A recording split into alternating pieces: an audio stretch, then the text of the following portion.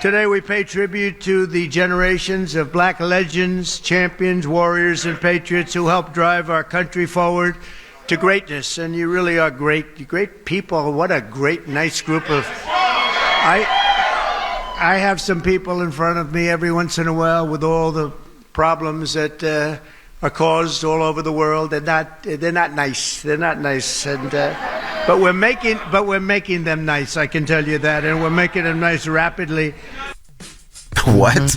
Making him nice rapidly. So during his speech, he also spoke about the Garden of Heroes, which is located along the National Mall, saying the space will be the new home to statues, busts, plaques, and other markers celebrating heroic figures in American history. Of course, that includes some iconic black figures. Let's hear more from Trump on the Garden of Heroes.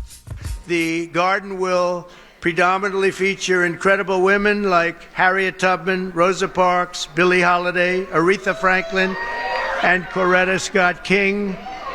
And I will showcase it will be something very extraordinary. It's going to be we're going to produce some of the most beautiful works of art in the form of a statue for men like Frederick Douglass, Booker T. Washington, Jackie Robinson, what a great athlete that was, Martin Luther King Jr., Muhammad Ali, he's not a bad athlete. What do you think, Muhammad?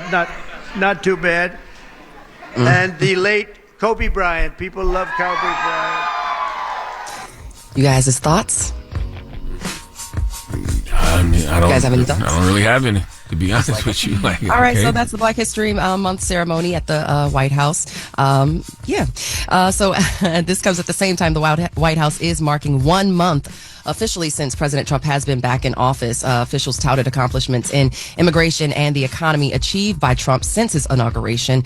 Let's hear more from White House Press Secretary Caroline Leavitt and White House Deputy Chief of Staff Stephen Miller with more comments about the president's first month in office. Today marks 1 month of President Trump's return to the Oval Office, and there is no denying this administration is off to a historic start. No president comes close to what Donald Trump has achieved over just the last 30 days. He has packed 8 years of transformative action, restoring this nation, restoring our laws, restoring fairness, restoring economic opportunity, restoring national security. Restoring is relative depending on who you are, but the National Economic Council Director Kevin Hassett and CEO said CEO confidence is at its highest it's been in years. National Security Advisor Mike Waltz also noted that the U.S. has been in a sea change in its foreign policy since Trump's return to office. So what do you guys think? I mean, it's been a month. We've seen a lot. There's been a lot of executive orders that have come down. A lot of those have also been blocked. What do you guys think? It's just been a lot of chaos and a lot of mess over the past month, especially in regards to what Doge is doing. But you know what? You asked us something earlier. You asked us what we thought about his White House. What was it? Was the honoring Black History Month at the White House? And the statues, and it did just come to me. I'm not impressed by any of that symbolism from any president, regardless of what party they're from, Democrat or Republican. Like the statues, in the garden, that's cool, but I want something. I always want something tangible for the Black community. Like plant some money trees in the Black community. Plant some money trees in the hood. That's where my mind is always at when it comes. So when you ask me that, that's why I was just like, I don't think anything of it, because I'm never impressed by symbolism from any party. Just statues, okay. I'm not mad at the statues, though. I'm not mad at it, but that ain't. It's what is that? Okay. The reason I say I'm not mad at that is because if you were ever a child and you got to tour the White House, you never seen anything that looked like you. So the fact that you've seen people that look like you in statues, and the fact that they have Barack Obama and Michelle Obama and things that look like you that reflect where you're from, I'm not mad at that. Sure, but I always want something more for the Black community. I want something tangible. I want something that's really going to improve our condition. And you know what I mean? I hope them Black kids get there, because he don't like to include us in things. You remember, he's getting rid of DEI everywhere, and like I said, plant some money trees in the Black community. Plant some money trees in the hood. Like, give us something tangible that can actually improve our condition. Like I always say, like it was systemic things that put Black people in the position that we're in, and it's going to be systemic things that help us to get out. So that's where my mind is always at, regardless of who's in the White House. All right. And as far as the first 30 days, Jasmine Crockett will be here next hour, and I'm sure she'll break down the first 30 days. That is very true. All right. Well, thank you, Morgan. All right. See y'all at 7. We'll talk CPAC 2025. All right. Everybody else, get it off your chest. 800-585-1051. It's The Breakfast Club. Good morning. The Breakfast Club. Get it up. This is your time to get it off your chest. Keep calling. 800-585-1051. We want to hear from you on The Breakfast Club. Hello, who's this? Yeah, this is Spike. Spike, what's up? Get it off your chest, brother. Yeah, shout out to you, DGMV. The other day, you held Drake down. It went viral. You was defending Drake the whole time. I just want to get off my chest, Charlamagne and Jess Hilarious. I need to cut Drake some slack. Well, Charlamagne, you never gonna cut Drake no slack.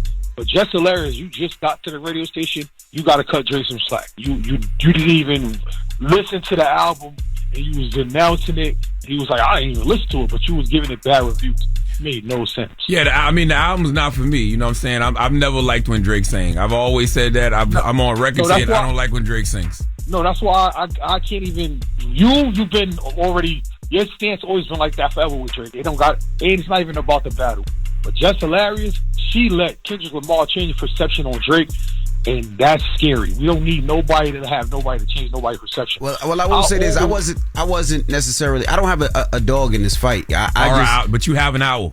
I don't have an owl. I don't have an owl in this battle either. You've been holding Drake down. I just like to be fair and to see what the world has done to Drake is crazy. Like, they love him one day and he was the savior one day, and the next day they hate him. But we can't. The Chanel bag today. I don't mind. I don't have no issue with him. You drunk, but we can't conflate all of this stuff. What you mean? Yeah, she's drunk. She up being no matter. You don't even know who she is. That's Lauren LaRosa. But listen, we don't need to conflate any of these things. I'm just simply talking about the album. Right. I ain't talking about nothing else. This ain't got nothing to do with no feelings. But now that we've spoken about the album, make sure y'all play that No Kia. That song is a banger. No Kia is the vibe. That's the vibes for the summer. That's all I'm trying to say. We going into a different pace with music, real up tempo, real vibey, real music to skate to. We gonna bring back the skate key days. Okay, I'm gonna get that record on for you this morning, brother. Appreciate that. All right, man. Have a good one. It'll be interesting to see if No Kia go because I thought the record with SZA and Sexy Red was going go, and it was like a cultural hit, but not a radio. Yeah, because you said that, but I promise you, that summer outside, that was the song. Which one? Yeah, as I said, it was a cultural hit, but not on the charts. That was a big record in the clubs. Hello, who's this? What's up, Envy? What's up, Trav? Hey, Lauren. Hey, Trav. Good morning. How you doing, baby? I'm doing good. Just off today, brother. She off today? Okay. What's up, Shar? Pieces. Why you sound extra sassy this morning? Right, real fast. You said I'm sounding extra sassy? I don't know. Sassy. I don't know what I'm doing wrong. You sound like a bottom this morning. Oh, wow. Listen, y'all talking about cultural hits and sexy. I got like three. I got like three for you.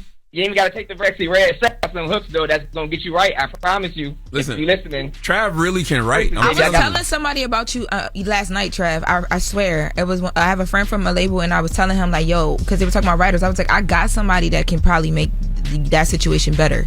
Y'all don't know him, but y'all should know him. Oh, my God. Thank you. I swear I was. It's only a matter of time for Trav. I'm not even worried about Trav. It's only a matter of time. I always appreciate y'all for always looking at. Appreciate y'all, bro. Did you get bottomed out last night? What happened, bro? Like all the bass is gone out of your voice. Like what happened, Trav? Like seriously. I don't know. I sound like how I owe. I don't call to talk about J. Cole this morning. Charlamagne. Are you a verse top? Yeah, the reason the way he just said Charlamagne just sound different. What about J. Cole? He put out a record last night. I ain't listened to it yet though. Yeah, it's called Cloud. How is it? Lee dropped some bars to y'all. Make sure y'all go listen to some real, the king of rapping. Okay, because my boy is rapping again. Like he been rapping and crapping again though. So I make sure you go listen to my man dropping these bars. But he rapping. Trav, we all got respect for Cole. We got respect for Cole's lyricism, but Kendrick Lamar is the king of rap, and you need to cut it out, and you know that. Now you better cut it. Just stop right now. Goodbye, Trav. Can you go listen to the song though, sorry? I will, but I still know that ain't gonna make him the king. Okay. Get it off your chest. J. Cole, J. Cole had an opportunity to be king, but he bowed out. They didn't want that. 585-1051. Hit us up now. It's The Breakfast Club. Good morning. The Breakfast Club. This is your time to get it off your chest, whether you're mad or blessed. I hate the way that you walk, the way that you talk. I hate the way that you dress. Everything with me is blessed. Call up next. 800-585-1051. Not just me. I'm what the culture feeling. Hello, who's this? Good morning, y'all. My name is Will. How y'all doing? What's up, brother? Get it off your chest. I'm just a little upset at Anthony Edwards for talking to Obama like that, man. Like, if y'all really dissect the whole situation, he wasn't playing at all. Obama was really just trying to start a conversation with him. You know what I'm saying? And he took it way left. Like he did that's why when he called LeBron over, he's like, man, y'all talking to this young man? Like, why is he talking to me like that? Like, that's the first black president, bro. Like, y'all can Jeff, y'all can joke around. But nah, man. Like, listen, Barack is the first black president, but he's still a man, and he's a OG, half a black man who's also a hooper. He's a hooper. He didn't even take nothing. He wasn't even offended by it. He's a hooper. He actually told Anthony at the end of the conversation, "That's how you supposed to feel." Man, go back to the very end when he was telling him goodbye. Anthony Edwards like, yeah, like completely disrespectful. He just said he was okay. They hoopers. They talking trash to each other. But you know why though? Because Obama littled them. Here's the thing. You know, if I'm talking to you right now, and I'd be like, "Oh, I see you got your little car." You know what I'm saying? "Oh, I see you with your little new sneakers on." Obama hit him with a little. Obama hit him with a little. He young boy. In my opinion, he was just trying to start a conversation with the young man. Like, Charlamagne, how would you feel if he was your son and your son spoke to the president like that? Like, would you be happy if he spoke to him in that kind of way? In that context, I would have no problem with it because they talking basketball, they talking hoops, man. Like, what are we talking about here? Like, Obama was messing with him, and Anthony gave him that energy back. Like, I don't see the problem. No, I don't see a problem either. Oh, okay. We agree to disagree, man. But I love y'all, though, and I listen to y'all every morning, man. Y'all have a good one. Yes, sir. Brother. This conversation is really silly to me. Obama knew what he was doing. That's why Obama was like, "What's up with this guy? He all right, right? He got a little game to him, right? Yeah, like, little game, yeah. He know what he's doing." I'm surprised Anthony Edwards say, "I got your size sneaking in the car. We can go play right now." That's right. He told him, and more than any other words, ain't nothing over here little at all. You all right? Yeah, I'm good. No, she's not. She's drunk as hell. Hello, who's this? Hey, what's up? This DC from Texas, man. What's up, Breakfast Club? What's up, DC? Get it off your chest, brother. Man, I just been in a space, and I've been hearing everybody saying all this stuff about, the politics and everything. And I think as a black people, man, we ought to just shift our energy to trying to understand and kind of letting stuff play out, man. Because nobody, let's be honest, nobody is happy with what's going on. And I've been in a space where I'm thinking like, change is always radical and always looks real bad in the beginning. But hopefully, eventually, it'll all shake out because, we had President Lyndon B. Johnson years ago saying, "I'll have those N-words vote Democrat for the next 400 years." And now look where we're at with it. And it's like, sometimes we might need to do something different just because, we keep getting the same result with the other party.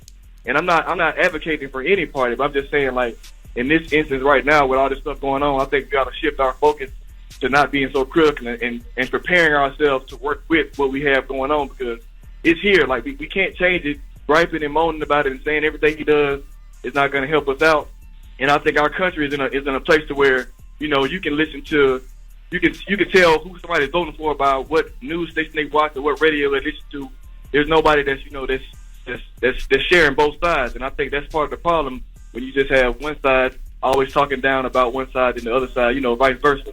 So I just believe that if we try to, work with what we got going on, we might can see a little more progress. Hey, I hear you, you know what I'm saying, and I don't disagree, but I will say this, man. I don't know what color these federal workers are that are losing their jobs. When I was in Maryland a couple of weekends ago for my daughter's cheerleading competition, there was black people, white people, Asian people walking up to me telling me how, they're losing their job or they potentially will lose their job. And for me, all I ever want any government official to do is make sure that the American people got some money in their pocket and to make sure that they feel safe and secure. You can't do that when you don't have a job. So that's all I ever care about. That's right. So when I see these people complaining, it don't matter to me what race they are. It don't matter to me what party they are. These are people who can't feed their families. These are people who can't keep a roof over their head. Because according to data, 59% of Americans are considered one paycheck away from being broke. Yep. So when you see these tens of thousands of people losing their jobs, that's what I care about. I want to fix that. I want to slow that down. I don't want that to happen, once again, regardless of who's in the White House. Get it off your chest. 800-585-1051. We got Jess With The Mess coming up. Yes, we do. Angela Bassett is finally speaking out about her viral reaction at the Oscars in 2023. Lauren had a great time last night. She sure was out. Drunk. Basically, listen, Angela Bassett telling y'all leave her. We talking about Angela Bassett when we come back. She's telling y'all leave her alone, okay? Lord, she deserves to be disappointed. It's she Friday, deserved that Oscar. It's Friday. All right, we blame Nyla for this. Nyla took you out. We got to have a conversation with nieces, man. All right, we'll get to... Y'all knew what I'm trying to say. Jess With The Mess when we come back. I really didn't, to be honest. It's The Breakfast Club. Good morning. The Breakfast Club. Morning, everybody. It's DJ NV, Jess Hilarious, Charlamagne the Guy. We are The Breakfast Club. Let's get to Jess With The Mess. News is real. Whether it's Jess Hilarious, Jessica Robin Moore, just don't do no lies. She don't spare nobody. Worldwide Jess, worldwide Mack. On The Breakfast Club. She's the coach of shit. With Lauren LaRosa. I'm back. And I got the mess. Talk to me. Talk, drunkie. Oh, I thought Amy was gonna like bring it in or something. I don't know. Okay, so Angela Bassett. Drunk as hell. No, I'm not. Just Can not you stop here. saying that? Okay. Angela Bassett. Y'all remember in 2023, we thought, well, now she's going on to win some awards, but we thought that Angela Bassett was going to finally get her Oscar in 2023 for Wakanda. She was nominated for Best Supporting Actress in that lane in the category at the time too was Jamie Lee Curtis, who actually ended up winning the award. And when it was announced, the camera panned to Angela Bassett, and her reaction was she was visibly like upset. You could tell that she was upset. And normally when this happens, especially with a big name like that, you know the camera's going to pan to you. You don't really react any way that can be taken away or made news, and it was the complete opposite. So it became such a big story of her reaction, especially because it had been years and years and years of her being invited to the Oscars, her being deserving of an award, and not being nominated. So people felt like y'all keep playing in her face. And people were upset about it. She was upset about it. Jonathan Majors and Michael B. Jordan actually came out and showed her some love right after that happened. Hey, Auntie, we love you. And that became like a viral moment as well, too, because people were flooding her Instagram comments. We were all over Twitter, news outlets, wherever we could say, yo, we love Angela Bassett and she deserved that. People were saying it. Now, after this, she sat down and talked to Oprah. After that moment went viral, Angela Bassett sat down and talked to Oprah, and she said that she was gobsmacked. Like, she was basically really caught off guard and disappointed.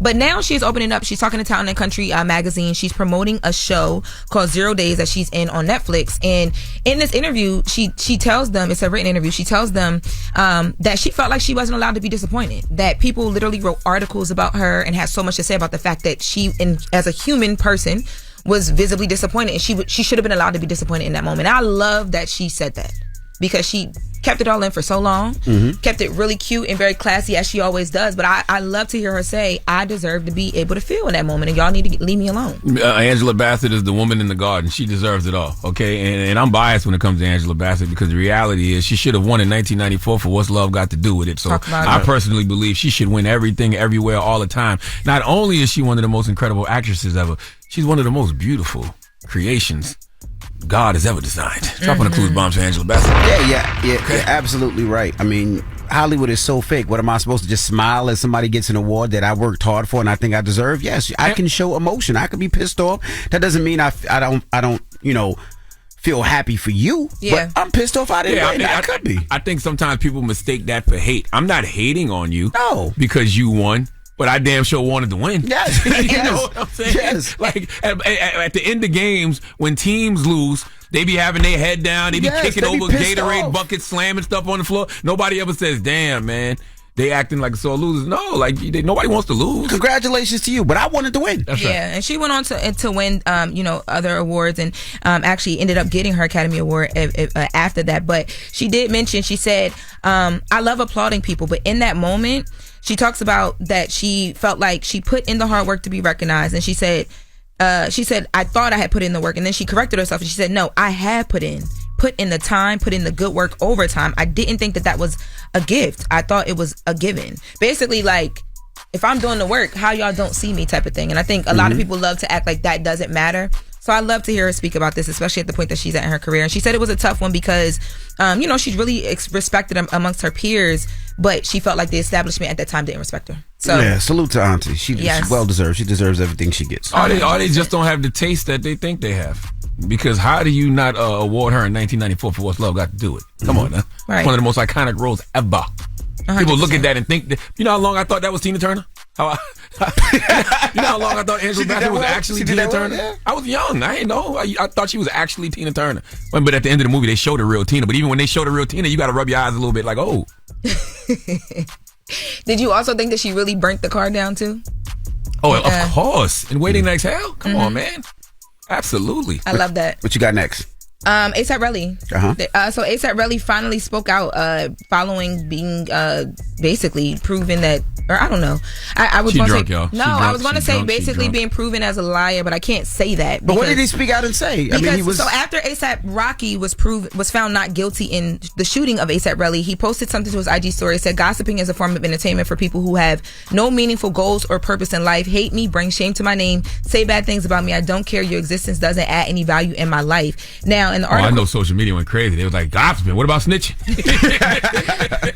I know they went crazy. Now, I will say in the article that pinpointed this, they did mention your donkey of the day that you gave him. No. Yeah, so maybe he saw that too. I'm sure he's seen that. I'm sure that upset him because yes, if he lied on the stand, correct? Yeah, so there were things that were debunked on the stand that he had said. And I will say, as we are wrapping up too, that I did reach out to Joe Tacopina, who is ASAP's attorney. You know I did. Mm-hmm. This is before I went out last night. And he did tell me that right now they're putting together transcripts because they want to submit it to the people, the establishments that may be, because they do want to push for perjury. They want to make sure that I feel like anybody that lies on that stand, that tries to put somebody away, that tries to sue somebody, that lies to gain for themselves, should have to face the music. Absolutely, positively. ASAP Joe trying to make sure that will stop happens. people from lying on the stand.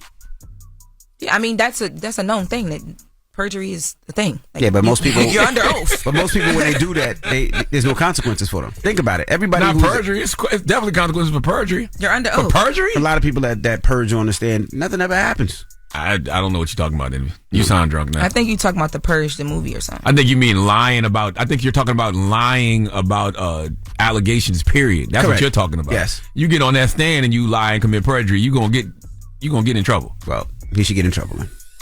All right. Well, that's Jess with the mess. You all right? Yeah, I'm good. Count backwards from 10. 5, 4, 3, 2, 1. She said 10. I couldn't even think you didn't want to try that one. 5, 4, 3, 2, 1. All right. When we come back, we got front page news, playing. and then Jasmine Crockett, Congresswoman from Texas, will be joining us. We'll talk to her next. So don't go anywhere. It's the Breakfast Club. Good morning. You're checking out the Breakfast Club. Morning, everybody. It's DJ NV, Jess Hilarious, Charlamagne the Guy. We are the Breakfast Club. Lauren LaRosa filling in for Jess. And let's get in some front page news. If you didn't listen earlier, Victor Wembanyama, he will miss the remainder of the season. He has a blood clot in his right shoulder. Damn. So he will miss that. And also Milwaukee Bucks Bobby Portis. He was suspended 25 games for violating the NBA's anti-drug policy. All right. What up, Morgan? All right, y'all. So a federal judge says President Trump's mass firings of government employees can continue for now. Multiple labor unions recently filed a lawsuit trying to block the administration's layoffs of thousands of probationary employees. Well, on Thursday, a judge denied that bid, saying the federal court was not the appropriate avenue for their lawsuit. So they can file the lawsuit, it's just not with the feds. Despite the denial, the judge did indicate that he was sympathetic to the union, saying many of Trump's executive orders caused disruption and even chaos in widespread quarters of American society.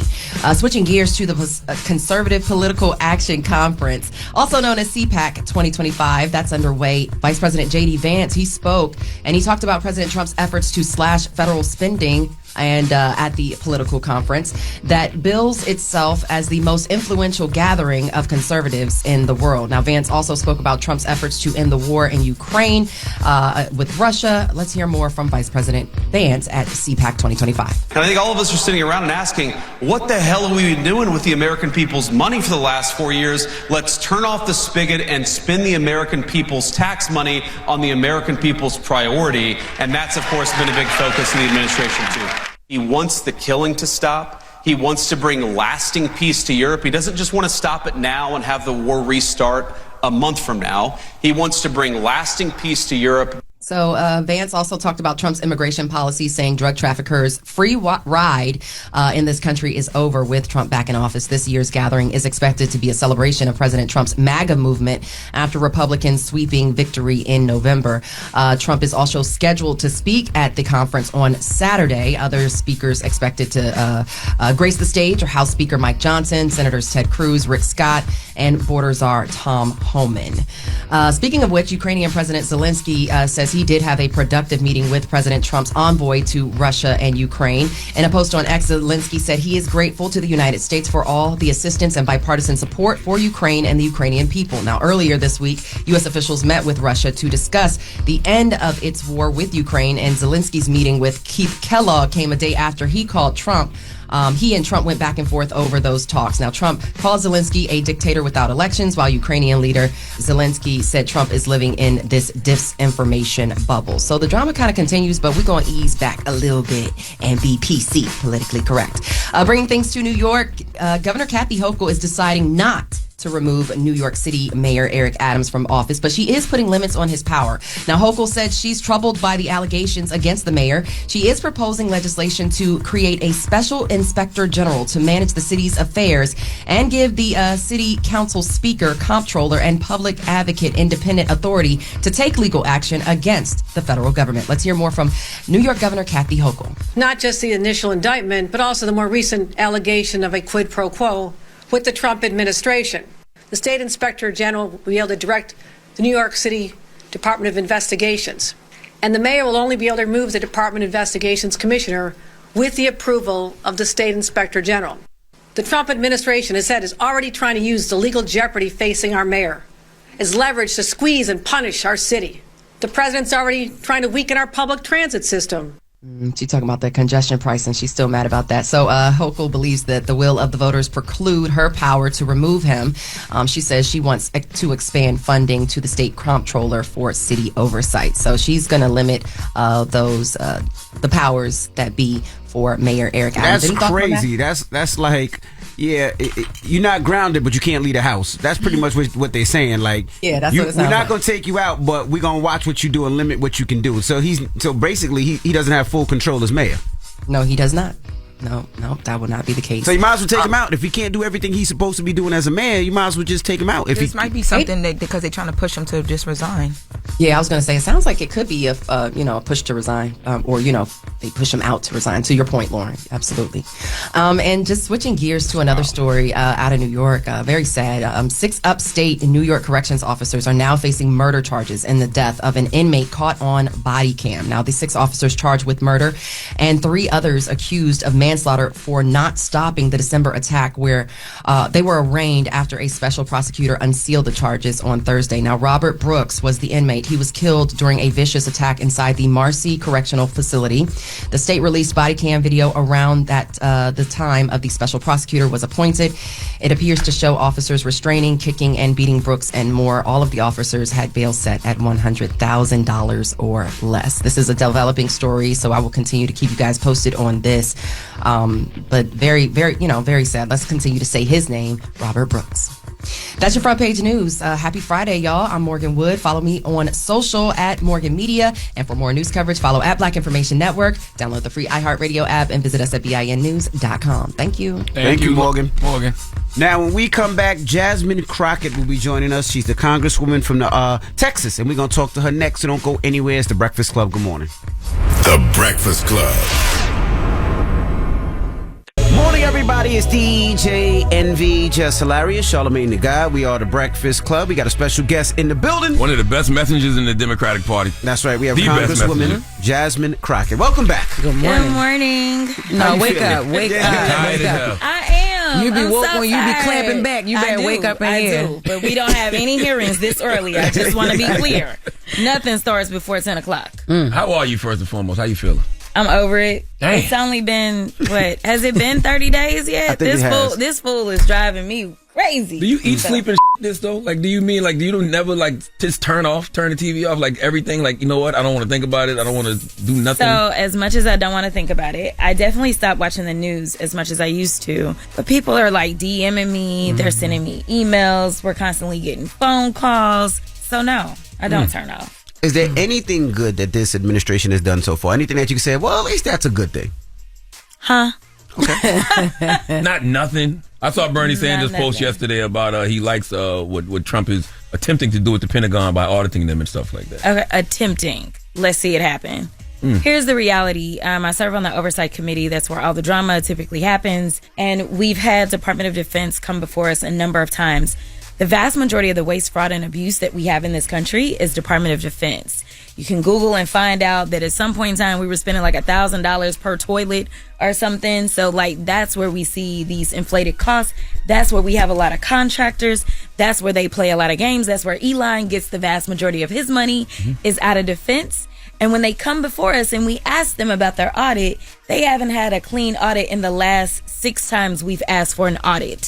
So the fact that they're going to start with people that are getting $6 a day to eat, or they want to go after the little old lady that's just trying to get her little health care and they believe that that's where the savings is, that's not where the savings is, nor is it going after career civil servants and saying, oh, let me take your coins, let me take your job.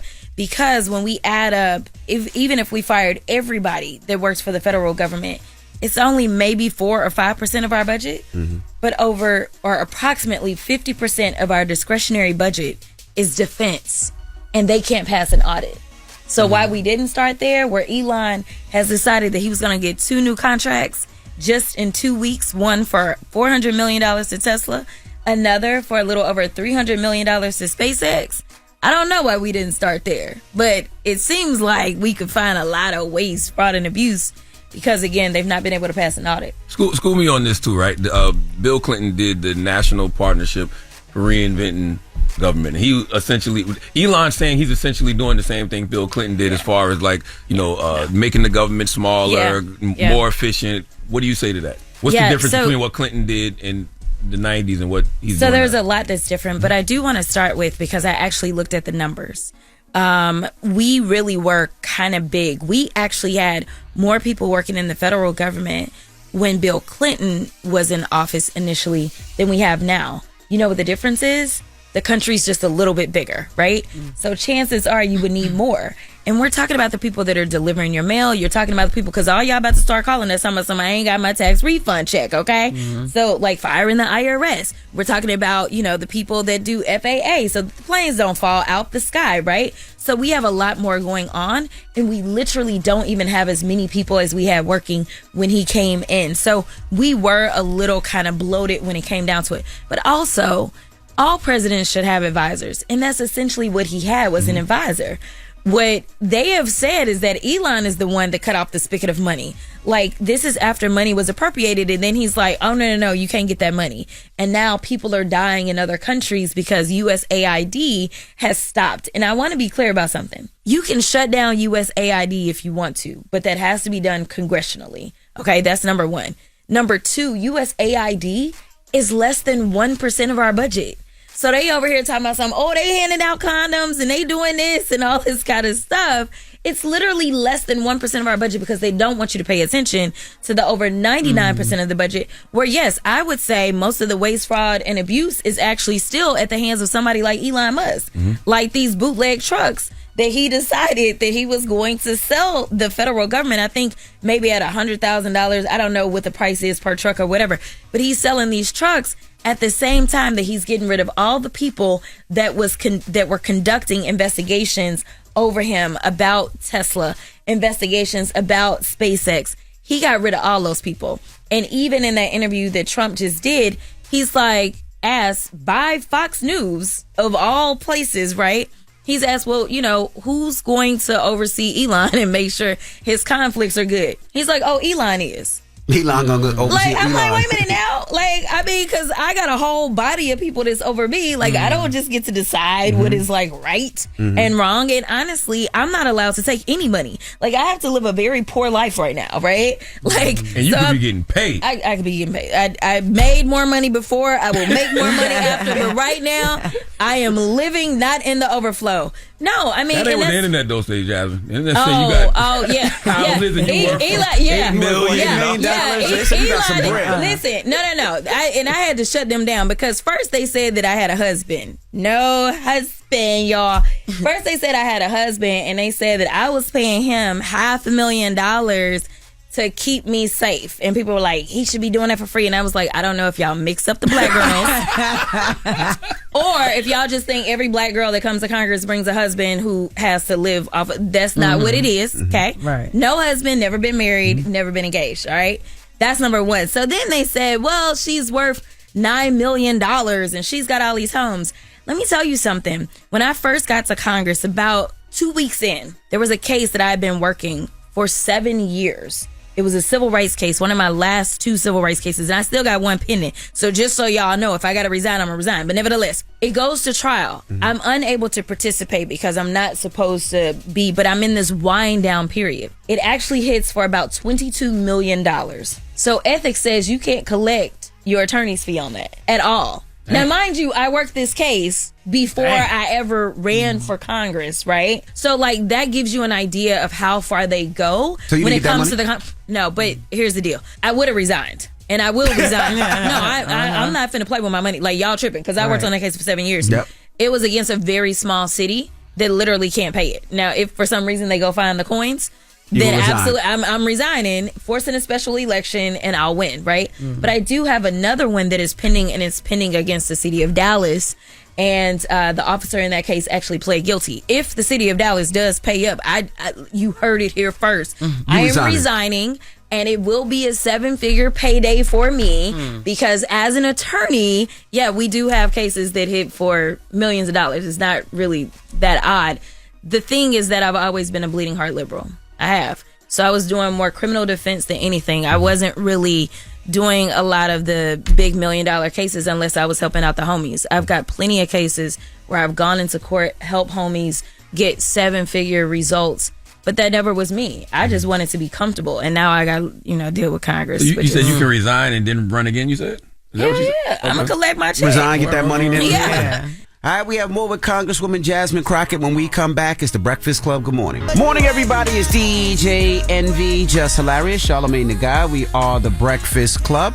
We're still kicking it with Jasmine Crockett. Now, do you think what Trump is doing now is to throw people off? It's we possibly going to give you guys $5,000. As a distraction. We possibly going to take the congestion prices, say hello to the king. You think he's doing those things to say, you know what? All the rest of that stuff, these people won't even check me because they think I'm doing this. That's exactly right. He knows that they're not going to check him, right? Like, I mean, you can go back and play the clips of him talking about how he loves the uneducated, right? If he would ever run for president, he would run as a Republican. Like, and we know, like, this isn't me trying to throw shade. These are just the facts. When you look at who's voting for who, the less educated folk, and when I say educated, I'm not even talking about formal education. I'm talking about people that literally don't want to read and enlighten themselves on facts. Those are the people that typically vote for the Republicans, and it's one of the reasons that we have to stop writing in theses as Democrats, right? Like, we want to give you every single little detail that we can find so that you can have all the information. But the reality is that the average person that is going out there and voting, they're not paying attention to that. And we fail to realize how selfish people are. People go out and they vote in their own self-interest. And so you had all these racists that showed up and decided that they were going to vote for the other races because they thought, hey, we are all the same. But the reality is that he is a rich racist, okay? And so when he decided that he was going to look out for somebody, it was only going to be other rich white guys, not the rest of y'all. So as you're losing your job, as you're losing your Medicaid, as you're losing your farm, you're feeling away because you're like, wait a minute, you were supposed to go after the others, not come after us. And now they're saying, oh, well, we'll give you a $5,000 check. I don't see it happening right now. That is not a part of the budget that they have proposed. That is for sure. So they just had a markup. So this is the first that they're ever talking about this. The budget that they proposed, where they went through a 13-hour markup just the other day, proposed getting rid of Medicare. So, I mean, theoretically, they should have the money if you decide that people won't have health care in this country, which costs a little bit more than $5,000 a person. But the reality is that they're not going to do that. Why do people still talk like Donald Trump is campaigning as opposed to like he's actually here right now in the flesh doing what it is that he's doing? Like, they still talk like they talk like they can stop this. Like, I saw the governor of Illinois, JB, what's his name? Pritzker. Yes, he was talking, but I'm like, yo, that should have been said 4 years ago. Yeah. The things that he was saying. It's like, why are they talking like he's still campaigning? I'm going to say this. I think that there's two things. I think that, again, Democrats are so cerebral that we were like, of course nobody's going to vote for him again. They'll remember the dead bodies that were piling up in freezer trucks in New York. They'll remember that he was telling people to inject bleach. They'll remember that, they were losing their jobs. They did not know if their family members were going to live or die. They will remember. We thought people would remember. And then we started to realize way too late that, a lot of people forgot. All they remembered, it was almost like our brains would not remember the bad. All they remembered was like things like a $1,200 check, but they didn't remember how they got it, right? Like they didn't remember Pelosi. They didn't remember the Democrats were controlling the House at the time. Like they didn't remember that part of the story. Well, that's because Democrats suck at messaging and marketing. Well, you know, we're still working. But I will say the other part of this, though, about Pritzker is that I think what we're trying to do is at least make sure that people wake up, because there are things that we can do. I don't accept defeat. I mean, if I accepted defeat, here's the reality. I wouldn't be sitting here before you. My ancestors never accepted defeat, so I won't either. Did he win? Absolutely. Are we defeated? Absolutely not. And so now the the election, House, don't concede the Constitution. Absolutely. I like that. Look at you with your alliteration. Okay, there we go. So here's the deal. We know that the House is only a 3-member difference. 3 members going to the Democratic side means that we control the House and we start slowing things down. We have 3 seats that are about to be up. We have 2 seats that are up right now. We have another one that will be up in New York. And so I'm telling people, put all your energy into these 3 seats, because I can't wait 2 years. Like, I'm tired of him already. So we need an opportunity to start stopping him. So I do want governors like Pritzker to give people this belief and this hope. And I want people to go out and say, you know what, I don't have very much money, but I think that it's worthwhile for me to give my $10 to these people that are running in Florida, to give money to whoever is going to ultimately run here in New York. I think it's worth my time to show up and actually knock on some doors and talk to people and listen to people and ask them, why did you vote for Trump? And Trump would still be your president, but don't you want this to slow down a little bit? Don't you want somebody to say, hey, wait a minute, we think that it's important that Social Security still exists, and the only thing that will stand between you and your Social Security is potentially having a Democratic House. And it doesn't mean you're a Democrat, but it does mean that you believe in a Democratic Republic. And so I want us to work these 3 seats right now, because one of the elections, Florida, will take place on April 1st. So those are the guardrails that are in place to protect, people like the federal workers from what Elon Musk and Donald Trump are currently doing. As it relates to that part, the guardrails are the courts. Mm-hmm. That's the only thing that we have standing right now. And I'm concerned that ultimately the high court belongs to him. So I know he's trying to get those cases up to the Supreme Court again, get them to dismantle the Constitution a bit, dismantle laws a little bit. But the fact that they push back on TikTok, of all things, like, just forget the subject matter. But ultimately, in a 9-0 decision, when it came down to TikTok, they said, oh, never mind. Like, no, you can't do that. That was signed into law. Whether you like it or not, it was signed into law, and you can't just unilaterally overturn that. So I think that we may have a little help from them when it comes down to things like, once Congress appropriates something, you can't do anything about it. Now, here's the thing. It'll never make it to the Supreme Court in time, because this last funding bill runs out on March 14th. We won't get to the Supreme Court by March 14th to get a decision, but we potentially will have a new budget, and that budget should be done, because he does have a Trump trifecta. It should be done in the image of what it is that they want to deliver. And so we'll see if they can get it done. I don't know. I think we're shutting down on March 14th. On March 14th? Mm-hmm. You think the government's going to shut down? Yeah. I mean, the last time we shut down was under Trump. Wow. And we shut down, I think, at least 2 times. And the longest shutdown we've ever had in the history of this country came under Trump. And right now, they have a slimmer majority than they had when I was in the 118th session. So right now, they can only lose 1 vote. 1 Republican vote can vote against it. So if all Democrats show up and vote against it, which we should, they can only lose 1. Right now, I don't see how they get it passed. But we'll see. They can get it past the Senate. I don't see how they get it past the House.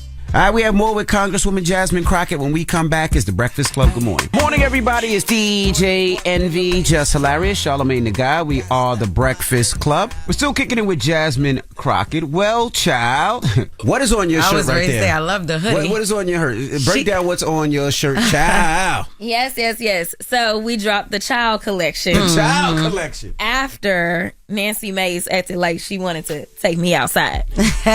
So she wanted 5 minutes with you. What was going through your mind when she asked you, I'd like to take this outside? Well, now, she graduated from the Man Military School. I don't care. The Man Military School. She was the first woman to graduate from the Citadel, which is an all-male military school. Yeah, right. So DEI. helped her.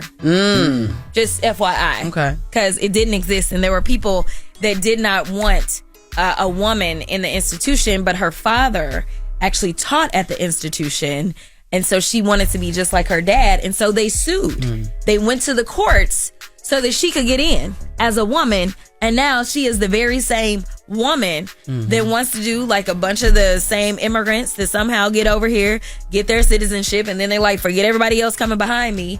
She is the same. And so she claims that she's been a champion for women, and that's why she's against trans people, but she forgets that she benefited from diversity, equity, and inclusion like most white women, because white women are the vast majority of the beneficiaries of DEI policies.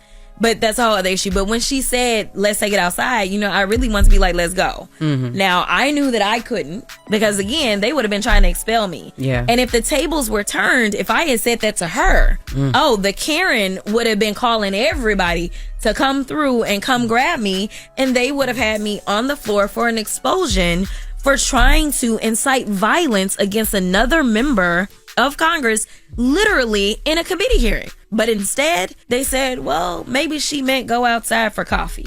I do be saying, you know what though? I do be thinking that though. That's what they said. I be thinking that these people are so old and so culturally clueless that they don't understand. No. Nah, He was even in the way laughing she when he said did it. it. No, Because even when you did your bad Bill Bush bodies, the guy was like, what? What happened? It's the same guy. And then It's even the you same saying, guy. even you saying child, Nancy was like, I I'm am not a child. Right? I'm not a now, child. Now, I do think that she is culturally unaware, even though she's always bragging about how many black people she represents in her district in South Carolina. Black people in South Carolina, wake up!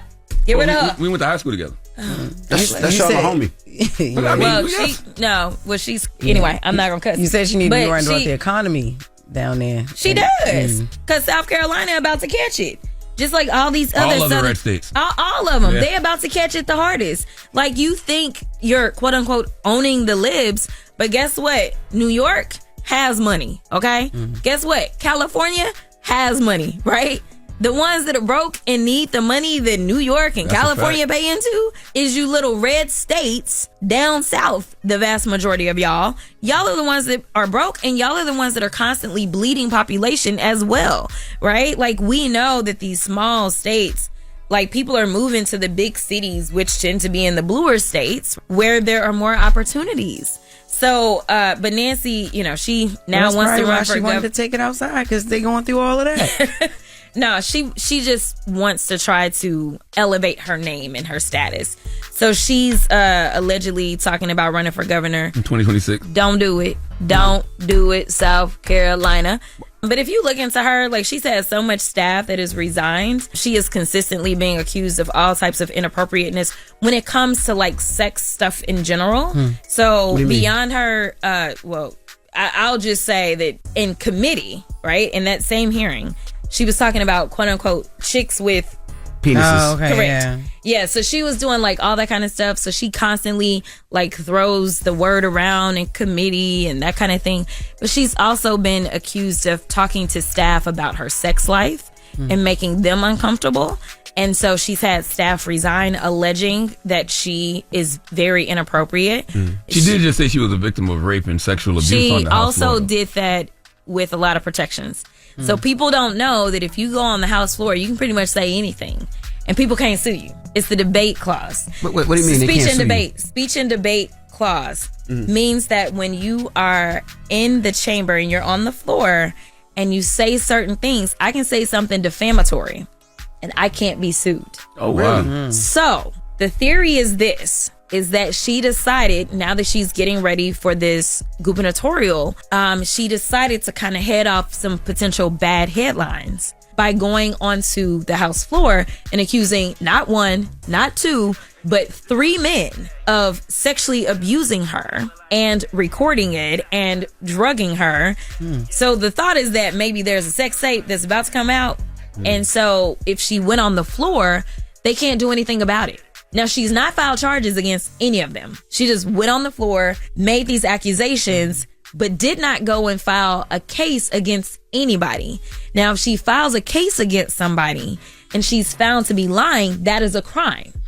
But she could go on the floor and accuse them of whatever, and they can't sue her. Gotcha. So interesting place to go and report. What happened to believe all women, Jasmine? I ain't never said that. Oh, okay. That was another one. Okay. You confused with somebody else. I ain't never said that. Okay. Yeah, no. Is it true that somebody else that works for another sitting member, they called in and said that they was betting on a fight? Oh yeah, they wanted to see a fight. What was that? I don't know who it was. But we have Capitol Police. Yo, shut up, man. We have Capitol Police following up on that because they called during working hours on a house phone, and they were so smart that they didn't realize that all calls made on house phones are recorded.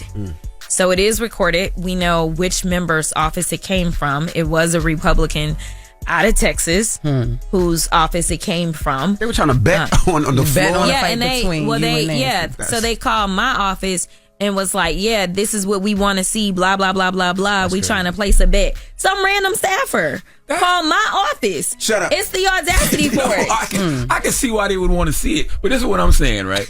Do you think that Congress could get more done if y'all actually did throw hands every now and then? It's like hockey. No, just real quick, 30 seconds, then y'all get it out and go back. No. You don't we don't want you fighting. No. We don't want you fighting. I do want to ask you this, 'cause I know you got to go. Why don't Democrats sit down Chuck Schumer and Hakeem Jeffries? They all represent an old way of doing things that don't work anymore. People like yourself, AOC, y'all know how to communicate. Y'all know how to message. Why don't they let y'all be front-facing in the party? What are they holding on to? I know their positions, but forget the position. If they're not connecting with people, why are they the ones that are out front but not y'all? I mean, there's just a lot that we could be doing, and I'm hoping that we get a lot more aggressive and decide every single day. Like, this is just what it is. Like, I told my staff, I'm like, y'all had it good last term. I know y'all thought y'all didn't, but I'm like, we actually now have to work 10 times harder than we did before, because we've got to make sure people understand how bad these policies are and what's happening. If we don't communicate it in real time, then we're doomed. That was the problem even when we were trying to get the White House back, is that we did not communicate in real time the good things we were doing. Okay. Now they're like, oh, wait a minute. So the overdraft fees, that was Joe Biden. They reduced it so it wasn't more than $5 per overdraft. And now the Republicans have filed a bill saying, you know what, we want those overdraft fees to go back up. Because again, they're looking out for the rich people, not the people who is struggling. Who has overdraft fees? Is it the rich people or is the people living check to check? So the people that kept saying, oh no, he's for the middle class. No, he's not. And they tried to convince you that the Democrats had done nothing, but they had consistently done things for the middle class. It's just that, and so even when Democrats are like, oh, we're not the party of the middle class anymore. Yes, we are. Our policies are clear, because overdraft fees, that's not for rich people. But now it is about to be for rich people. You know why? Because again, we're seeing a government that wants to prey on those that are struggling so that others at the top can benefit to some ridiculous amount of money. And that's what we're about to go through. So I'm just like, listen, if you were broke and thought he was your guy, well, God bless you. All right. Hakeem Jeffries could never talk like that. I just want you to know that. All right. Chuck Schumer could never speak the way you just spoke. I just want you to know that. Thank you, Congresswoman Jasmine Crockett. We appreciate you. We appreciate your service. I appreciate Thank you so much. It's the Breakfast Club. Good morning. Jess with the Mess is up next. Let's get to Jess with the Mess. The news is real, whether it's Jess Hilarious, Jessica Robin Moore, just don't do no lies, She don't spare nobody. Worldwide Jess, worldwide Mess. On the Breakfast Club. She's the coach of shoes. With Lauren LaRosa. I'm back. And I got the mess. Talk to me. Alrighty, y'all. So for anybody that was wondering how the Big Meech Welcome Home concert cancellation situation really went down from inside, we have the answers. Boosie to the rescue. Let's take a listen. Oh, we was asking the people at the arena, and he was like, some federal people came in here with letters. What? Like shut the down. Like it was some what? Yeah, that was one of the workers say like they came in here right before they said they came in sound check and shut it down. So this some last minute power. Whatever happened with this, the arena was open, everything was open, bro. Like it was going down. Was that on Vlad TV?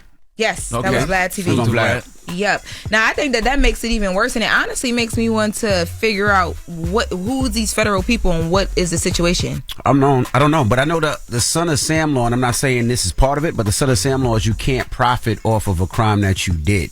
What crime? What crime? Huh? But you can't profit off of, I guess, your name or the crimes or anything telling the story of that you did. Big Meech. But they telling him welcome home. It's a concert. Maybe. I don't know. I don't know. I was thinking maybe they thought that the capacity was going to be too crazy, and like fire marshals can come in or whatever. But that's not federal. I was told they sold 900 tickets and 14,000. I forgot. The building holds 14,000 people. That's what I was told. I was told it was a ticket thing. Well, Boosie also talked about just the way that Little Meech has been carrying the whole situation. And I will say, Little Meech was out and about, and there's a video of him chopping it up with Rick Ross at Floyd Mayweather's party in Miami recently. Let's take a listen to what Boosie had to say about how Little Meech is carrying this whole situation. Lil Meech, I ain't like his response. It seemed like he got a genuine kind of love for 50 on his response. But, my response, but f*** you. Let's go to war. F*** you. I don't know what Meech was on something. That's my paw. I don't give a f***. My son, you ain't gonna go against this grain. Mm-hmm. He basically feels like he's leaning into 50 too much. But, I mean, now that there's videos out of him and Rick Ross, I don't think that that's the case whatsoever. So, now we know. I am going to try and figure out more information about that, though. Like, what was that situation? Like, who are these federal people that Boosie is saying? The show at the concert. Yeah, with the concert at for the Big Meech Welcome Home concert. So Boosie was saying that Lil Meech should have just rolled with Big Meech. Yeah, that's his dad. It's a little more complicated than that, though. I get it. I get it. I mean, I understand, but he does have a relationship with 50 as well. That's his father. But it's still business. You're grown. You're two adults. Like Lil Meech is an adult. Big Meech is an adult. 50 Cent is an adult. Lil Meech has his own relationship with 50. He's getting caught up in the crosshairs or whatever, Big Meech, 50, and Ross got going on. I thought Lil Meech's response to 50 was valid. Your dad name is Cowboy, right? Yeah.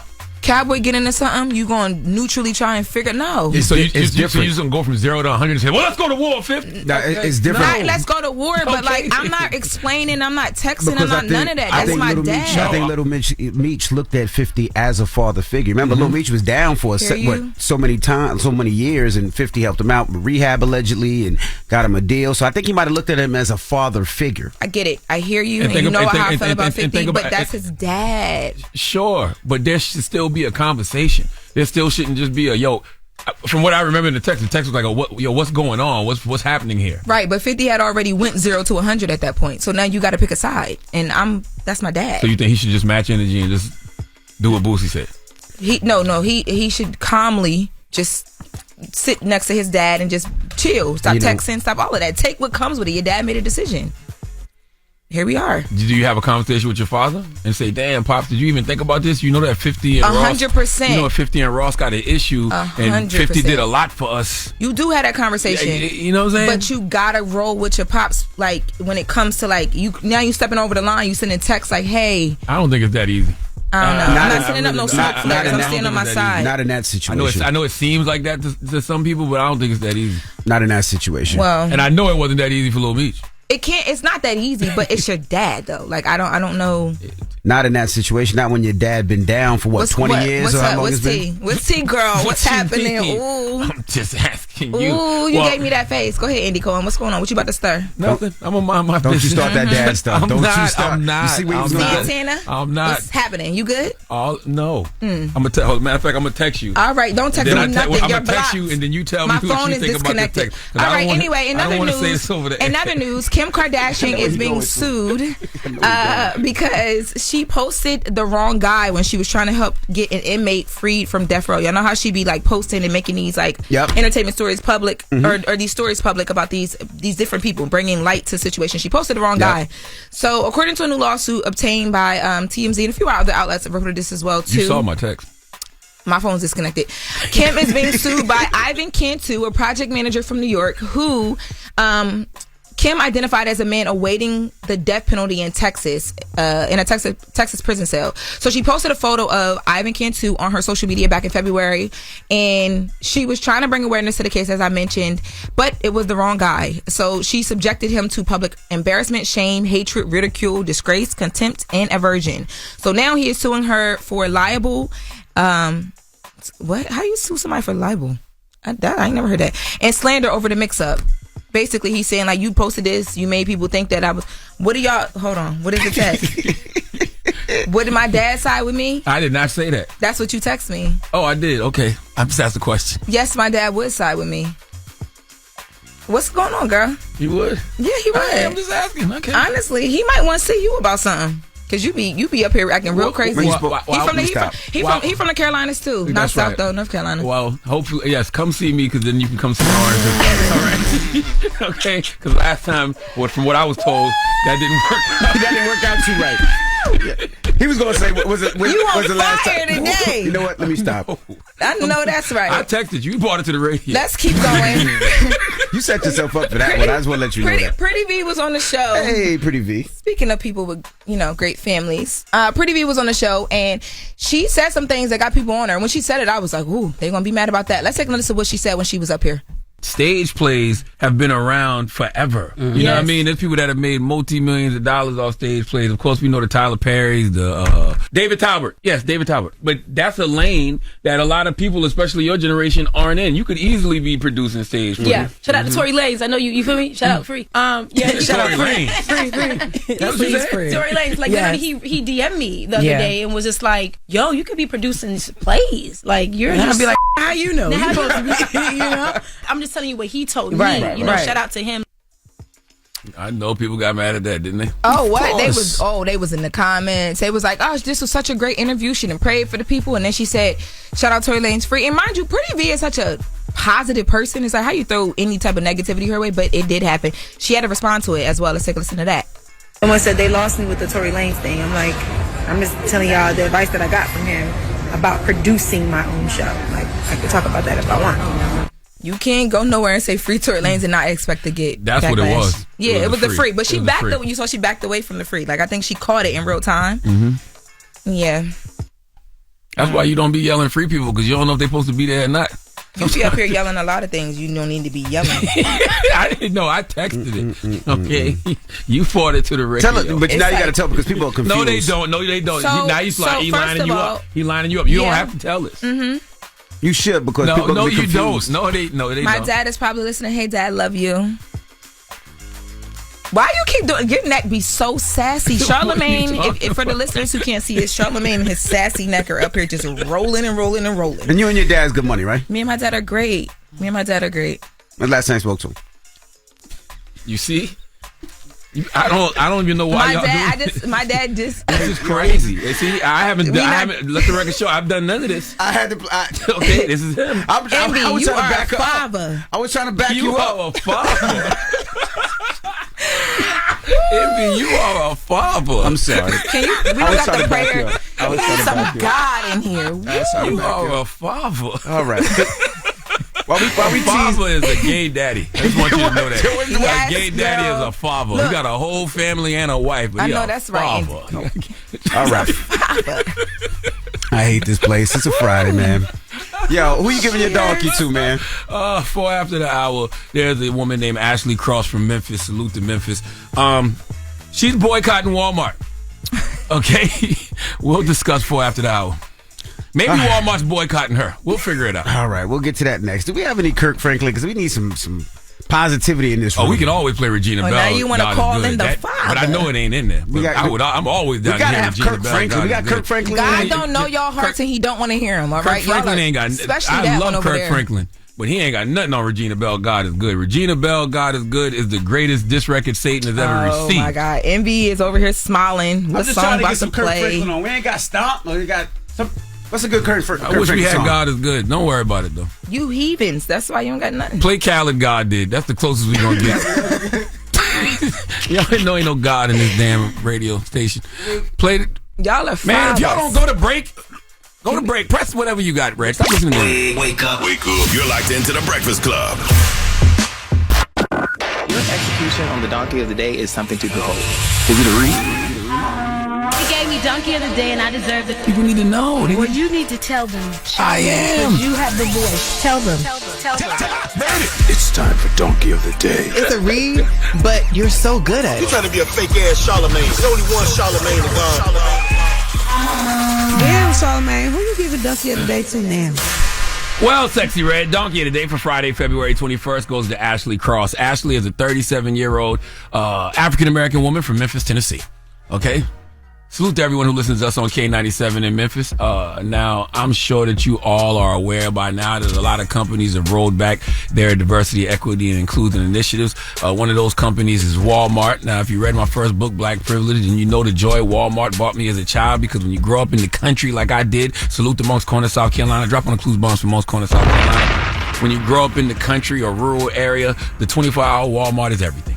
Okay, that's where we would go late at night because there was nothing else to do. Yes, the good old days, walking the holy grounds of Walmart. This was way back in the day when the only thing they were rolling back is prices. But a lot of people have called for a boycott of these companies, in particular Target. But Ashley Cross has decided that she is staging a one-woman boycott of Walmart.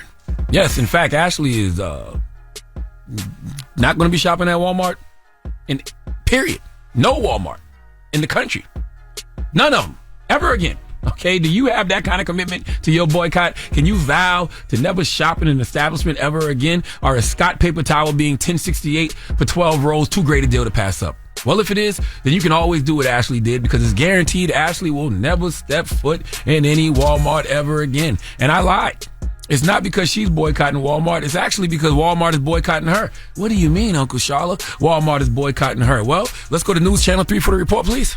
Ashley Cross, charged with criminal trespass and theft of merchandise, is, according to the police report, a well-known shoplifter at this Walmart on Elvis Presley Boulevard in Whitehaven. So well known to Walmart that Cross is on an authorization of agency list, meaning she's banned from any Walmart location in the United States. The Elvis Presley Boulevard store is where Cross and another suspect were arrested February 10th.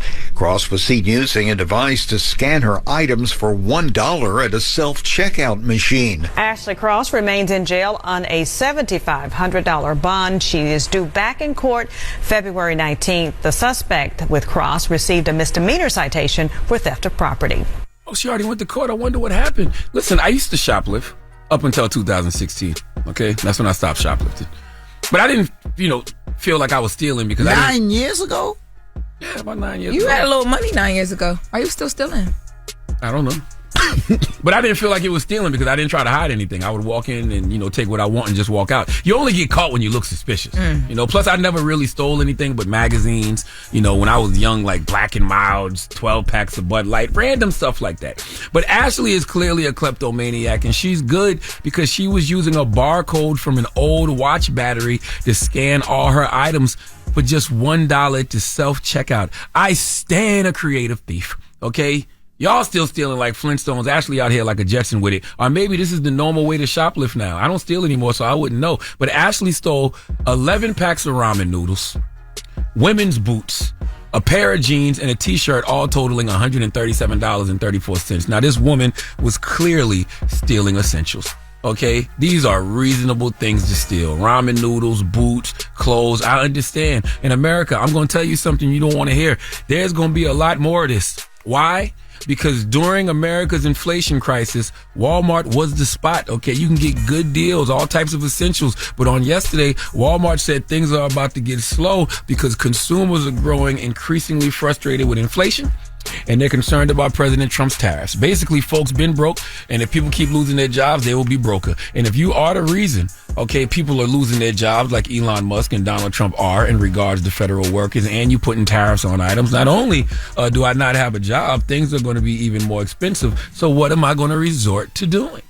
I'll tell you what people will resort to doing: trying to survive. And trying to survive can look like a number of things, and sometimes one of those things is shoplifting. I'm not making excuses for Ashley. I'm just telling America what the inevitable is when you don't take care of the least of us.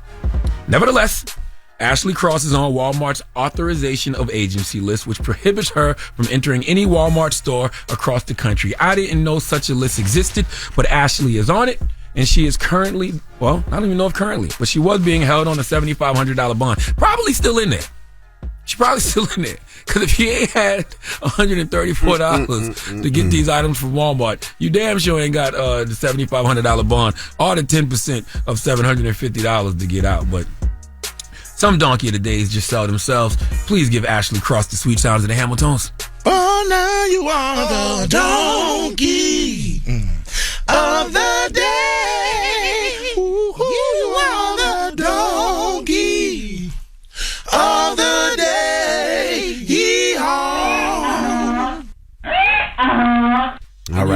it's just you feel bad for her. No, you don't feel bad for her. She's a repeat offender. She could have got a job.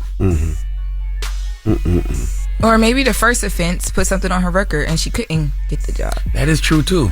But she stole from there a lot. Why wouldn't you switch it up? All right, this is gonna sound bad, but no. You ever be in self-checkout and be feeling like I shouldn't have to pay for this stuff. Like, some of this stuff is owed to me. Like, maybe she felt like that. No, I don't Never feel that felt way. like that. Never felt like that. And that's what happens when you still wiggle. When you still wiggle, you know what I'm saying? What? What happened? You snoring. Yeah, you so lucky you was still in when your face was two different colors, because they wouldn't have recognized you from either side. That is true. That is very true. If I'm on camera in 2016, that's not me. That's true. Okay? That is not me. All right. It's not the same person. Yeah, we know. All right. Well, that is Donkey of the Day. Now, when we come back, the CEO of Red Lobster will be joining us. His name is Damola Adamolwkun. This brother is 36 years old. Yeah. He's the CEO of Red Lobster. This brother was up here, suited up. He used to be the CEO of P.F. Chang's. He Not went to Brown. Not Which is an Ivy League, one woman up here even attempted to shoot their shot. Yep. You know what I'm saying? He didn't have no ring Not on. One. Not one. No ring on. And y'all all single. We was having That's the catch. We was having a conversation back there about y'all look for artists, athletes, That's right. You let musicians. any little come up here, y'all lose it. Hold any on, wait. little. Let me tell y'all. Any baby. There was a woman in here, a white woman in here, and I was trying to see if he was with her. I couldn't figure it out, or if that was just a publicist. She works for Red Lobster. We didn't know. But don't tell us what we wasn't doing. Like, don't worry about us. Y'all did not shoot your shot. Don't worry about us. That's the one you should have shot your shot. Don't worry. Letting white women take advantage of DEI yet again. Yes. Okay, just He didn't have diamonds on. He wasn't all flashy. No, we love. And you didn't love that. No, Yet again, you let a white woman be the number one beneficiary of DEI. We love, young men thriving. Don't worry about us. Oh, you got the number? She definitely didn't get the number. Definitely did not. We'll talk to him when we come back. It's the Breakfast Club. Good morning. The Breakfast Club. Morning, everybody. It's DJ NV, Jess Hilarious, Charlamagne the Guy. We are the Breakfast Club. We got a special guest in the building. I see you waiting to get your ass kicked. Let's go. Let's go. CEO of Red Lobster. Okay, what else? Let's go. Damola. Okay, here come the punch. Adamolwkun. Hey, that was good. That was good. What did he get? That was an 8 out of 10, man. You almost got it. Almost got it. How do you pronounce the last name? Adamolwkun. Adamolwkun. You were very close, man. That's a good effort. You know, it's crazy, Damola. We interview a lot of people, and people always ask, who do you want to interview? And I never know the answer.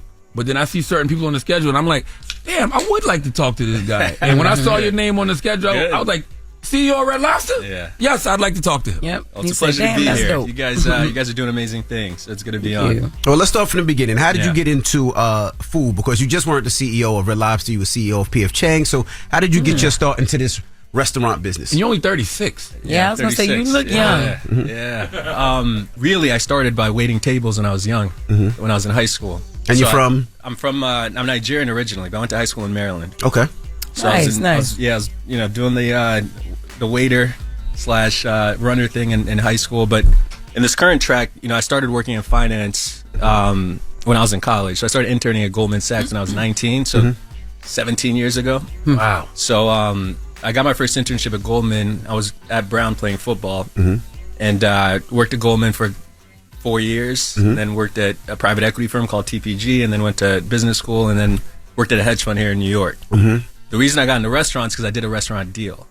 We bought P.F. Chang's in 2019. Who was we? I worked for John Paulson, who's a famous billionaire investor in New York. His firm is called Paulson & Company. So I was working at a hedge fund. And we do a lot of things. The hedge fund's big. It's billions of dollars, and we do a lot of different things. But one of the things that we did that I suggested was to buy P.F. Chang's. It was up for sale. So I pitched it to the firm. They agreed. But I led the deal. This is 2019 now. So it was up for sale. I thought it was an interesting thing. Good brand, great history, great product. I thought we could do a lot of new things with it. We could add delivery. We could remodel the restaurants. We could make it more interesting, make it more relevant, cooler. Right. And it was all going pretty well, and then COVID hit, right, in 2020. Right. So my big restaurant deal, we put hundreds of millions of dollars into it, and it went south during COVID, like everything else did. So how did you get to Red Lobster? Red Lobster, So, the PF Chang's deal went well, and it won me some plaudits in the industry because it was difficult, right? And we made it happen. And then after that, I connected with the folks who had lent money to Red Lobster before the company went bankrupt. So they were in line to own it coming out of bankruptcy. It's a good group called Fortress. And so they asked me first to consult, to provide advice. Like, you just spent 4 years running a business that was in distress, similar to this. What do you think of this situation? So I was advising them at first, and then it turned into they asked me to come run it.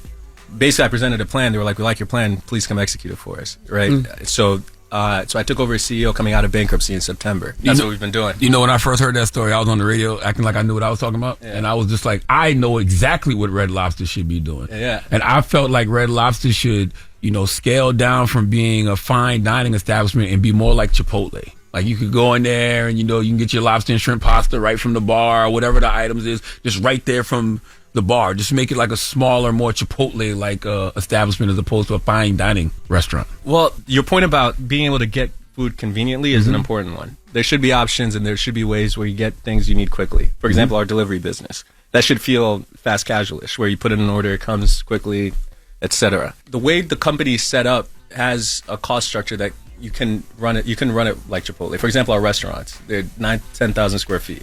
Chipotle's are 1,500 square feet, maybe 2,000 max. So you have a real estate footprint that you couldn't run on Chipotle revenue per unit, right? You have to do more. The food we serve lobster and crab. You can't sell that at Chipotle price points because you pay too much for those products. So there's structural differences in the businesses that would prevent that. But that said, some of the things Chipotle is good at, you can be better at, right? Like delivery, digital, speed of service. Those are things that people care about, and definitely you can learn from. So hold on, remember I started off by saying acting like I knew what I was talking about. I just said I knew. I just said I said acting like I knew what I was talking about. So how do you save Red Lobster now, right? Well, so the thing is, you have to lean into what made it successful in the first place, right? Like, what do people love about Red Lobster? There's a reason it is what it is. The biscuits. Biscuits, for sure. Well, the biscuits, and I also think a lot of us from where we grew up, that was, we went for graduation. We went for celebratory type of things. That was the feeling. It felt like 5-star fine. It felt like 5-star. There you go. Until you started making. That's it. But until all these other restaurants started popping up. Exactly. Now, people look down on Red Lobster when it comes to celebratory. They'll go to, a PF Chang's. They'll go to a Tao. They'll go to an expensive steakhouse, because they don't look at Red Lobster as that anymore. I'm proud you included PF Chang's. I think that's our I wouldn't put PF Chang's in. No, PF Chang's is PF Chang's on the same level. No, I put PF Chang's in there. But it's good. But so how do you change that way of thinking? So it used to Red Lobster was the first company to take these high-end seafood products across the country. It was the first place you could get lobster, get crab. For a lot of people, it's their first experience. I went to Red Lobster in Springfield, Illinois when I used to live there when I was in 9 or 10. And I remember that. So I think a lot of people have these memories after church on Sundays, important dinners, graduation, etc. It's now you can get these products in different places, but we're still the only company at scale that serves lobster and crab. And by the way, lobster and crab are wild caught products. You can't farm raise them, so they catch them on boats. We buy 25% of the lobster that's caught on boats in North America. We buy a quarter of it. Wow. We buy a quarter of the crab that's caught. By virtue of our size and scale, we can get the best product, which we do. So the lobster you get at Red Lobster is as good as lobster you'll get anywhere. But people don't know that. No, not at all. And so there's a communication aspect to it that need to let people know this is the best product you can get for lobster, for crab. That's number one. Number two, you need to give people a reason. You mentioned Chipotle.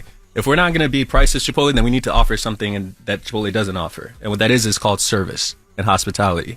Like, you need to come in, you need to feel like you're welcome, you need to feel like you're a guest, you need to be taken care of, you need to get a connection with your server. So it's food and its service is where we win. And ambiance, because a lot of these restaurants just don't look good. But that's another thing. Red Lobster, that is correct. Red Lobster feels like McDonald's at times when you walk in. The floors look very cold. The place looks cold. Just to use the right word, outdated. I did a remodel project at I totally agree. I did a remodel project at PF Chang's where we remodeled 80% of the restaurants. Right. If you go to them now, it's red, gold, black. It looks cool. So that's what we did that. And so this needs something similar, and we're working on that. That takes a bit of time. You have to design it, you have to scope it, you have to test it, you have to prove the results, then you have to raise the money, then you have to go. So that takes time. What you can do now is improve service. We launched something we're calling red carpet hospitality. And we launched that a couple of weeks ago. And if you go and ask a server in Red Lobster about it, they'll tell you about it. Red stands for recognize, engage, and delight. When people walk in, you need to recognize them. As soon as they walk in, there should be somebody smiling at the host stand to greet them. You see somebody, you're within 10 feet of them, you recognize them. Within 4 feet, you speak to them. We call it the 10-4 rule. You make sure that, when people need to go to the bathroom, you walk them there. You don't point to the bathroom. You escort them. You make sure that you're connecting with them, you're talking with them, you're asking questions. So we're training these behavioral patterns, because that's something you can do today, right? And then trying to highlight the quality of the food and introduce some new things like the lobster rolls that are fun, that are interesting. So food and service, and then the third point for sure is ambiance. We fix the things we can fix quickly, like the music is better. If you go to a Red Lobster now, you'll notice the music is better. And you'll notice there's small things like we put the market prices on the lobster. We put the liners on the tables. There's small things you can do now, but comprehensively, there needs to be a remodel, right? And that's something that we'll do in the future. All right, we have more with the CEO of Red Lobster, Damola Adamolwkun. When we come back, it's The Breakfast Club. Good morning. Morning, everybody. It's DJ NV, Jess Hilarious, Charlamagne the Guy. We are The Breakfast Club. We're still kicking it with the CEO of Red Lobster, Damola Adamolwkun. Jess. There was a list that women had put together, right, of places that they don't want to be taken on the first date. Red Lobster was number 11. 11. Jesus. Yes, it was number 11. So, would you say that Red Lobster is a valid place for a first date? I mean, lobster on a first date. Can you beat that? Yeah, lobster on a first date. You want to share some Maine lobster, twin lobster tails, rock lobster, Maine lobster. That's right. Okay. I mean, all right. But also on that list, it was P.F. Chang's and Cheesecake Factory. I think everything was on that list. I think these are chain restaurants, and there's something about like chain versus independent. Now, if you make the chain experience feel like an independent, like each restaurant's its own and they have like a culture and personality, then it doesn't feel like a chain restaurant. Yeah. And there's restaurants that do that really well. And we're working to become that. But look, if you go on a date and have some Cheddar Bay biscuits, some lobster tails, some bear-eye crab, like people are gonna have a great time. Did y'all stop the endless shrimp promotion? Yeah, that's done. So no more endless shrimp. Jesus. How dare you? Got it messed up now. By the way, that was it wasn't a dumb promotion, but don't promise people endless shrimp because y'all never give endless shrimp. It was a challenge. Exactly. I know people who've tried. I don't know if you met Mack. They do put a cap on it. He's tried. I've been in restaurants where they put a cap on the endless shrimp. I mean, let's look at it. The way it was done didn't work. I'm not saying it'll never be done, but it'll be done in a way that's more sensible. What's sensible? Because I'm gonna tell you what people will do. Go in there with 4 people. One person order endless shrimp, and they just keep bringing mad shrimp for the table. That's insensible. I agree. I mean, it is. Look, I mean, these promotions, people do promotions like this. Olive Garden does a endless pasta promotion. Like people do these Lies. things. All of this endless stuff is a lie. They will put a cap on your fat ass. But pasta different because it fills you up so fast. Shrimp you could just keep. And it's cheap. Yeah. And it's cheap. So they can do that. You just need to. The math needs to make sense. I'm looking at the Lobster Fest menu right now. I ain't gonna lie. I might go to Red Lobster this weekend. I'm not even gonna try. I might send me photos. I'm like, I never took my kids to Red Lobster. Never. And I'm like, yo, man, like, tell me and the wife, let's take the kids to Red Lobster just to see what they feel. We'll set it up for you. No, I'm not gonna tell you where I'm going, but I'm gonna tell you. I know exactly which one I'm going to too. I know which one you're going to too. But that one look a little beat up though. It look a lot beat up. But I'm gonna tell you something. That's why I was just asking that question. They don't look. I pass it every morning, and in my mind, you're just thinking nostalgia. I'm like, damn, yo, back in the day when I was young, that would have been perfect. The hotel right there, the Red Lobster right there. You can go right to Red Lobster. It's still perfect, my man. It's still perfect. That's a motel. It's a motel. But think about when you was 17, 18, that would have been perfect, right?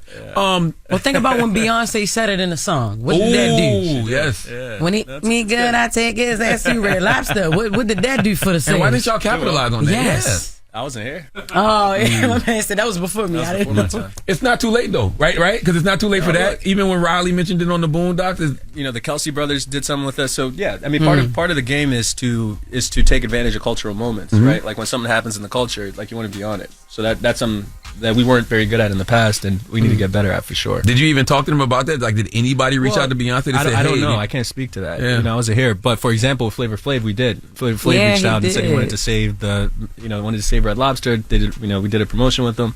So it's important for sure. I mean, look, now Kelsey brothers reach out, we respond the same day, right? Like, so we're engaging, and it's important. How has the weaponization of DEI impacted you, if at all? Do people say, "Oh, he's a DEI hire"? No, I've just been so successful throughout my life. I don't get that. All right. I aim to excel at everything I do, And there's very little evidence of me not excelling in anything that I've tried to do. From football That's to right. Brown to Goldman to said, I'm TPG to Harvard to Paulson. Like there's no real L's on the on. Not to say I won't fail at anything. And I have failed at plenty. But Let's go talk to them coaches. Well, He's not as good as he thought he was. She wants to know my 40-yard dash. There's a record out there somewhere. That's right. That's funny. Somebody at Brown like, I used to bust his ass. What are you talking about? Yeah, that's a fair point. But you know, and I'm not saying that to brag, but I'm just saying you can build a habit of excellence, and that's how you'll be viewed, right? And so I think anybody can achieve. You just have to build these habits. Yeah. Right. So it's really more motivation to people who are listening. What's your involvement with HBCU? What's Red Lobster doing with HBCU? Yeah. Look, I mean, before that, Darden, the founder of Red Lobster, Bill Darden, who Darden Company is named after. That's Olive Garden, Texas Longhorn, etc. So he's an important restaurateur in American history. The first restaurant that he opened was Red Lobster, and that, from the very beginning, had a really good relationship with the Black American community. This is in '68, so at the very end of the Civil Rights Movement. But from the very beginning, Black people were welcome to eat there, welcome to work there. And that was a stance that he took from the very beginning. So it's always had a good relationship with Black America from the start. You mentioned Beyonce, you mentioned Flavor Flav. It's always had a position in culture. Mm-hmm.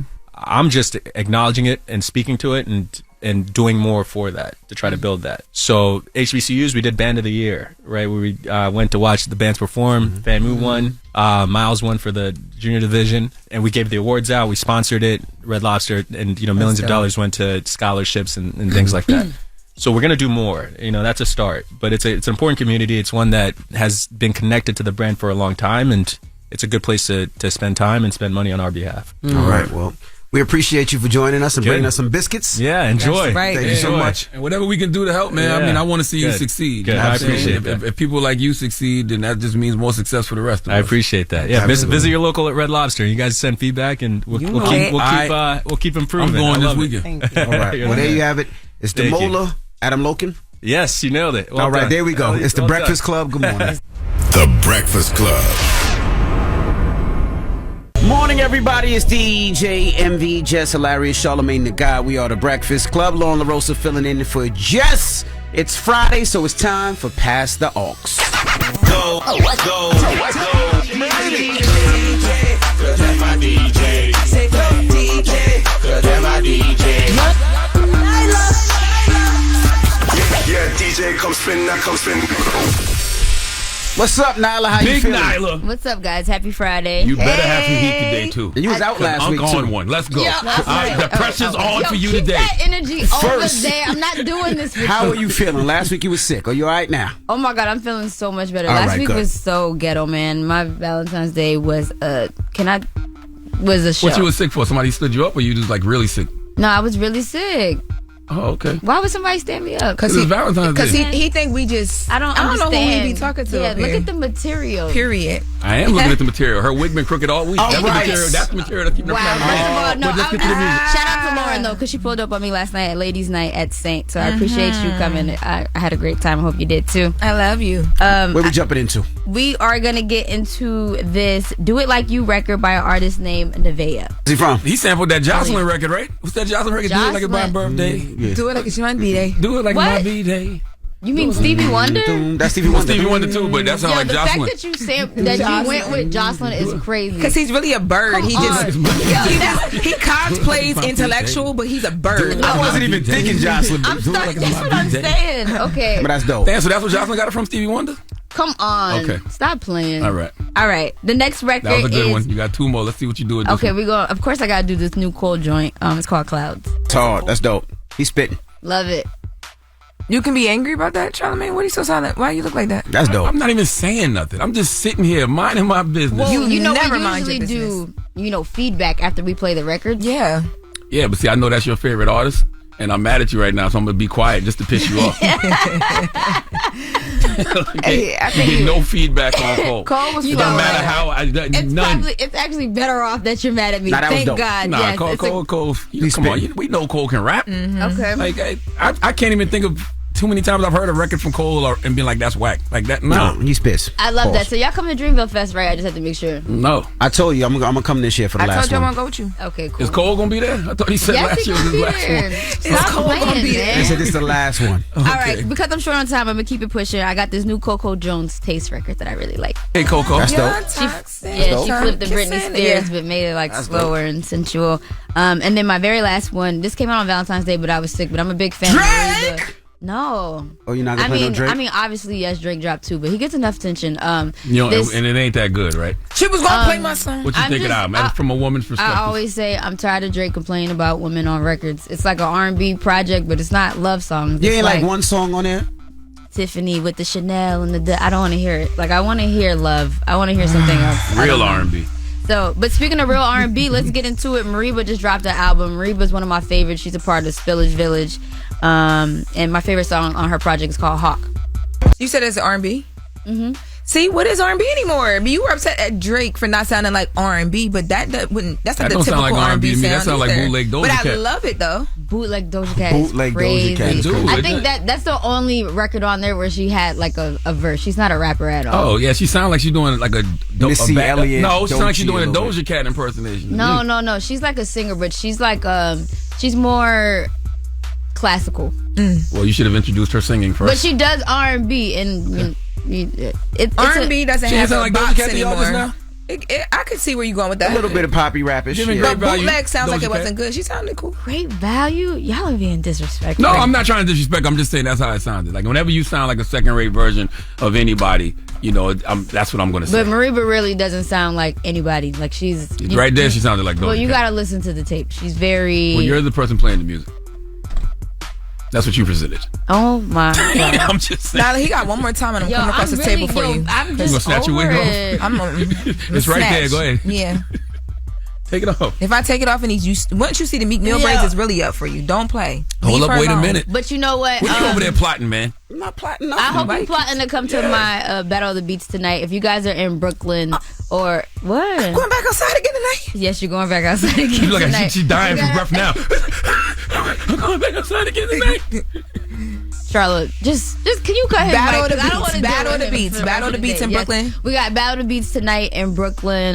If you guys are available, pull up. I got DJ Diamond Cuts pulling up to be a guest. Diamond judge. Cuts. Shout out to Diamond Cuts. Shout out to Diamond Cuts. Dizzy Banko, he produced Don't Play With It. I got Alu, who produced a bunch of things for Ice Spice. And then I also got Daffy Ora, who produces things for Leia, Jack So it's Harlow. like a producer competition or something? Yeah, so they play their beats. Best producer wins. We got some prizes. And Oh. That's fire. All right. Love So if that. you're an artist, you definitely should go out there. You might find your next big record. Absolutely. I don't know what y'all over there doing. There's too much whispering going on. What's happening over there? Yeah, 'cause they I bet sick of you. It's a Drake record about to play. You see how I felt on I Valentine's guarantee Day? you. Are See? y'all serious? Yeah, watch. You see, and you gonna learn. Shut up sometime and listen to Up. They over there plotting on you about to play Drake because of what you said, and you telling me that they sick of me. Watch this. Watch. It better be no kid. Y'all don't play no other record. Y'all gonna play anyone. How can they follow you? Make sure y'all follow me on the gram at Nyla Symone. That's NYLASYMONEEEE. And just for the record, I'm not a Drake hater, but I do realize that if you give criticism or say you don't like something, it's like you're a hater, and it's like, Girl, they done ragged us. That is true, but I am a certified Drake We hater. know. I am not. Certified hater boy. And before we get to the People's Choice Mix, let's get into a record that she had on her playlist and was about to play this morning and then decided not to. No, because they told me that we were short on time. I told you this was the one. This is Drake. No Kia. That wig is holding off for dear life. Yo, you so good. People's Choice Mix is next. It's the Breakfast Club, y'all. One more. Good morning, everybody. It's DJ NV, Jess Hilarious, Charlamagne the Guy. We are the Breakfast Club. Lauren LaRosa filling in for Jess. It's Black History Month. What we doing? You know, every day during Black History Month, my guy BDaht puts out an episode of I Didn't Know, Maybe You Didn't Either on the Black Effect iHeartRadio Podcast Network. And today he's going to talk about the comparison of Winston-Salem State University and FAMU, highlighting their history, impact, and academic excellence. Let's discuss. I didn't know, maybe you didn't. I didn't know, I didn't know, I didn't know. Okay, buckle your seatbelts and let's take a road trip through Black excellence. First stop, Winston-Salem, North Carolina. Winston-Salem State University, founded in 1892 by Simon G. Atkins. You know how bold you got to be to found a university in 1892? That man said segregation, Jim Crow.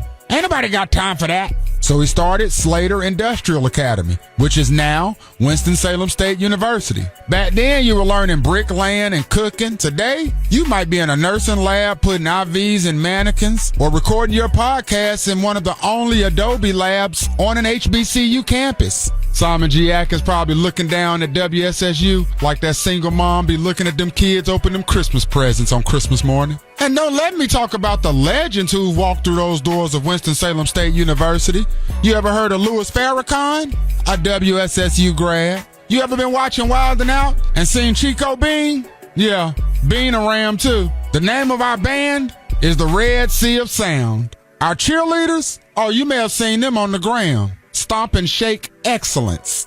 We talking about powerhouse of red and white. And around 2007, Siobhan Estrada pretty much revolutionized the version of Stomp and Shake that we see today. But that's a whole nother episode. One of the most notable chants at Winston-Salem State University is Chuda Backa, Chuda Backa, Chuda Backa Spit.